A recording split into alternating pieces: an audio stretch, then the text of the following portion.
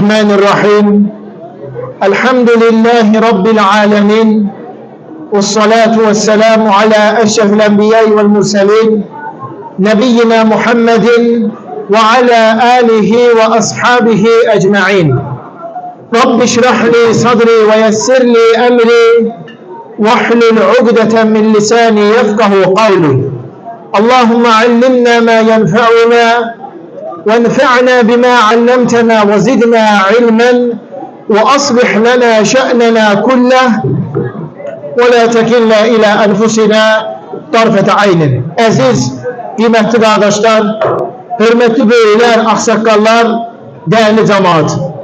Alemlerin Rabbi olan Allah'a sonsuz hamdü senalar olsun. Onun sonuncu peygamberi Muhammed sallallahu aleyhi ve selleme, onun ailesine, sahabelerine, ehli beytine ve kıyamet gününe dek onlara güzel şekilde tabi olanlara Allah'ın salavatı, selamı, hayır duası, bereketi olsun. Hamdolsun uca Allah'a, Allah Teala bizleri bu cür güzel, hayırlı meclise cem edip toplayıp, hakikaten de evlenmek, aile hayatı kurmak, İslam dinimizin üzerinde dayandığı en vacib meselelerden biridir. Allah Resulü sallallahu aleyhi ve sellem evlenmeye teşvik ederek buyurur ki, ey cavanlar toplumu, evlenip aile hayatı kurun. Hakikaten de ben kıyamet günü ümmetimin çokluğuyla övünüp fəxr Allah Resulü sallallahu aleyhi ve sellem evlenmeye teşvik ederek buyurur ki, evlenin, aile hayatı kurun. Hakikaten de kim evlenip aile hayatı kurursa, o artık dininin yarısını koruyup himaye etmiş sayılır. Diğer yarısında ise Allah'tan korksun. Evlenmek, aile hayatı kurmak, neyin ki Allah Resulü sallallahu aleyhi ve sellemin evvelci peygamberlerin de sünnesidir. Onların da emellerinden, ibadetlerindendir. Resul sallallahu aleyhi ve sellem buyurur, 4 emel vardır ki bunlar bütün peygamberlerin yolundandır. Onların sünnelerindendir. Adırlı, hayalı olmak, etirlenip temizliğe fikir vermek, namaz kılarken sağ eli sol elin üzerine koymak, bir de evlenip aile hayatı kurmak. 3 şahs vardır ki onların ruzusun Allah Teala öz üzerine götürür. Resul sallallahu aleyhi ve sellem buyurur, borcu kaytarmak maksadiyle götüren şahs, onun ruzusun Allah Teala öz üzerine götürür. Allah yolunda olup elimle, talimle, davetle meşgul olan şahs, onun ruzusun Allah öz üzerine götürür. Bir de evlenip aile hayatı kuran şahslar, onların ruzusun, dolanışığın Allah Teala öz üzerine götürür. Kıymetli kardeşlerim, bugün sizler ile çok əzəmətli 3 kelime hakkında danışacağım. Bu 3 kelime o kadar faziletli, o kadar əzəmətlidir ki, insan bu 3 kelimeni ihlasla, imanla ve manasını bilerek söyleyen zaman imanın, lezzetin ve şirinliğin dadmış olur. İnsan bu 3 kelimeni imanla, ihlasla, manasını bilerek söyleyen zaman ona cennet vacip olur. Allah Resulü sallallahu aleyhi ve sellemin şefayetin kazanıp nail olur. Değerli kardeşlerim, bu 3 kelime o kadar kıymetli, o kadar azizdir ki Allah Teala her azanın içerisinde bu kelimeleri söylemeyi bize buyurur. Günde 5 vakit, her defa azan verilende seher 3 defa okumak, akşam 3 defa okumağımızı buyurur.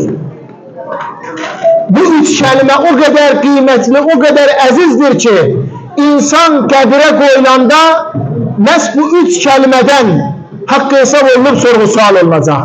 Bu 3 kelime Raditu billahi rabben ve bil islami dinen ve bi Muhammedin sallallahu aleyhi ve selleme Resulen Nebiyye. Ben Rabb olarak Allah'a inanıp ondan razı kaldım. Din olarak İslam dinini kabul edip onun arkasıyla gittim. Elçi ve peygamber olarak Muhammed sallallahu aleyhi ve sellem'i götürüp onun sünnesi ve yolu ile amel ettim. Bu üç kelime.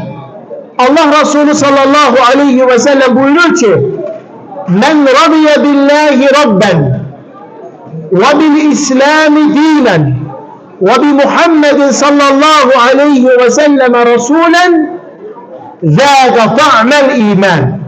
Kim Rabb olarak Allah'tan, din olarak İslam dininden, peygamber ve elçi olarak Muhammed sallallahu aleyhi ve sellem'den razı kalıp kabul ederse artık o imanın lezzeti ve şirinliği tadı artık. İmanın lezzeti, imanın şirinliği tadı bu şahs. Allah'tan razıdır. Ona inanıp iman getirir. Peygamber sallallahu aleyhi ve sellem'in özüne peygamber ve elçi olarak kabul edip din olarak İslam diniyle yaşayıp amel edir. Allah Teala o şahsına razıdır. Bir başka hadiste Allah Resulü sallallahu aleyhi ve sellem buyurur ki: her kim seher 3 defa ve akşam 3 defa "Raditu billahi rabben ve bil islami dinen ve bi Muhammedin sallallahu aleyhi ve sellem nebiyyen rasule" derse, ben Rabb olarak Allah'ı kabul ettim.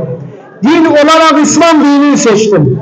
Elçi olarak, peygamber olarak Muhammed sallallahu aleyhi ve selleme tabi oldum. Seher 3 defa, akşam 3 defa derse, kıyamet günü hemin insandan razı kalmak Allah'ın üzerine hak olar.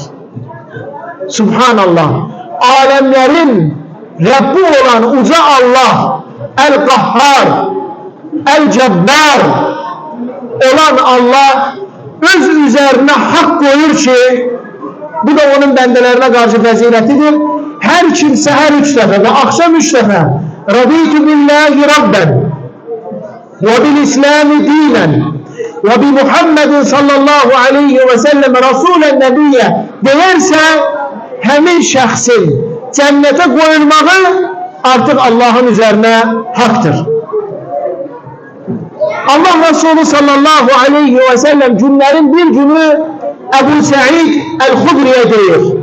Meşhur sahabe: "Ey Ebu Sa'id, men radiye billahi rabben ve bil islami dinen ve bi Muhammedin sallallahu aleyhi ve sellem rasulen nebiyye" kim Rabb olarak Allah'tan, din olarak İslam dininden, elçi ve peygamber olarak Muhammed sallallahu aleyhi ve sellem'den razı kalarsa, yani onları kabul ederse, ona cennete dahil olmak artık vaciptir.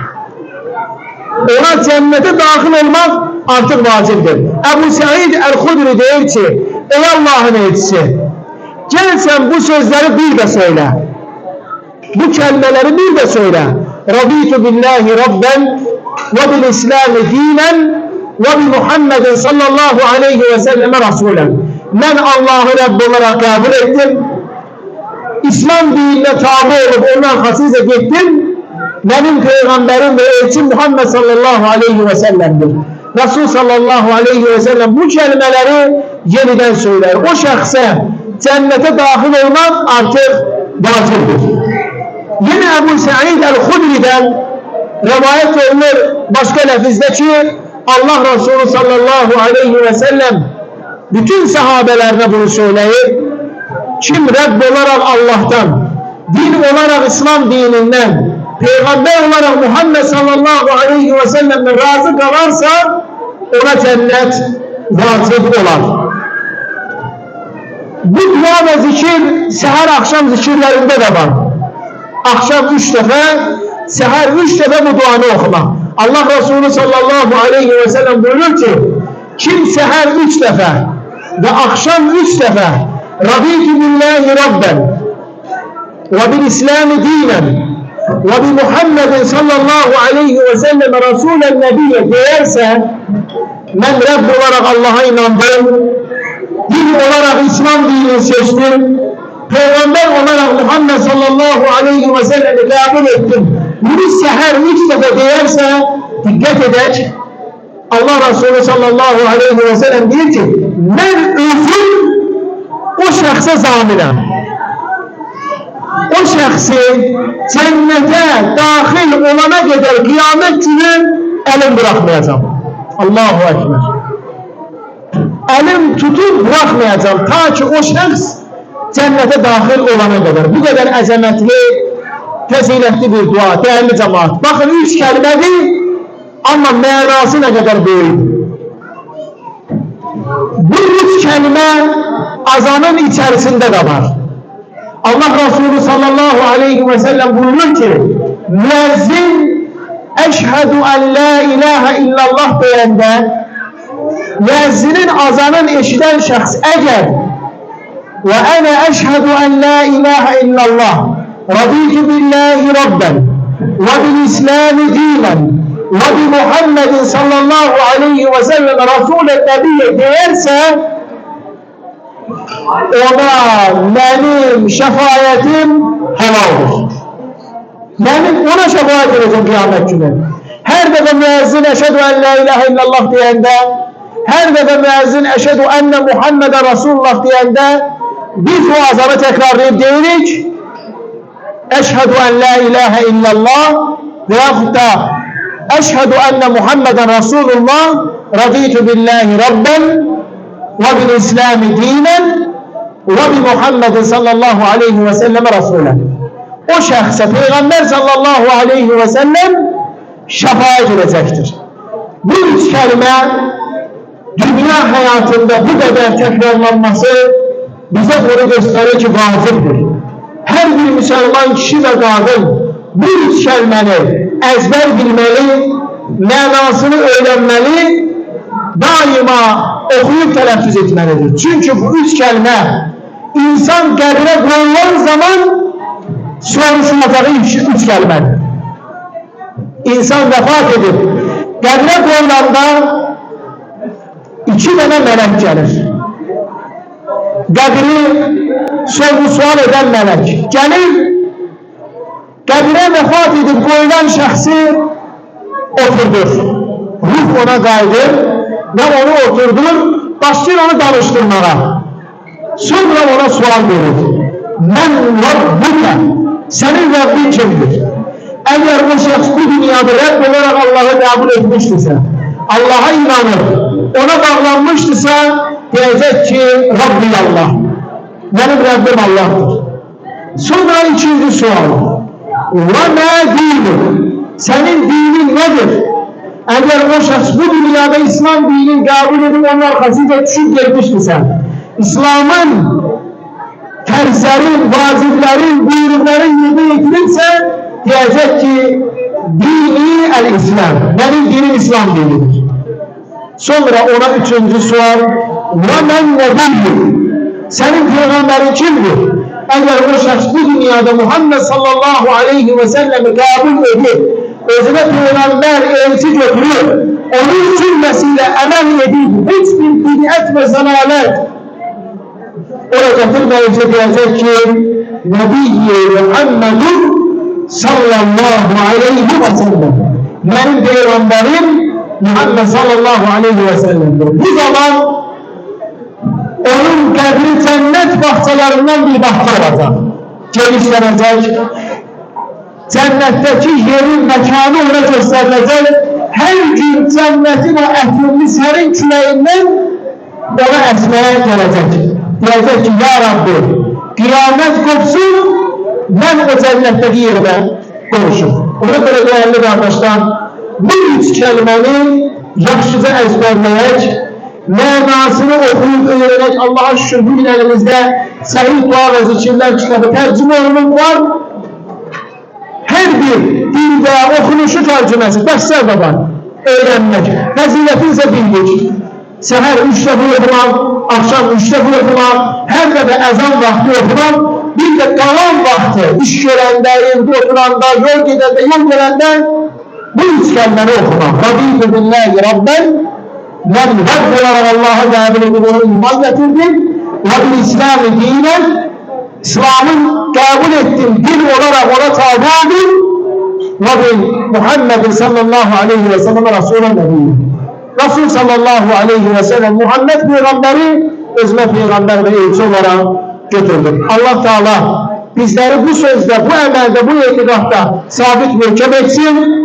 Bizleri Rabbimiz olan Allah'tan razı kalan, dinimiz olan İslam dinine tabi olan Peygamberimiz Muhammed sallallahu aleyhi ve sellemin şeriatin yolun tutup yolun emel eden salih kullarından etsin. Allah Teala mübarek eylesin, hoşbaht olsunlar.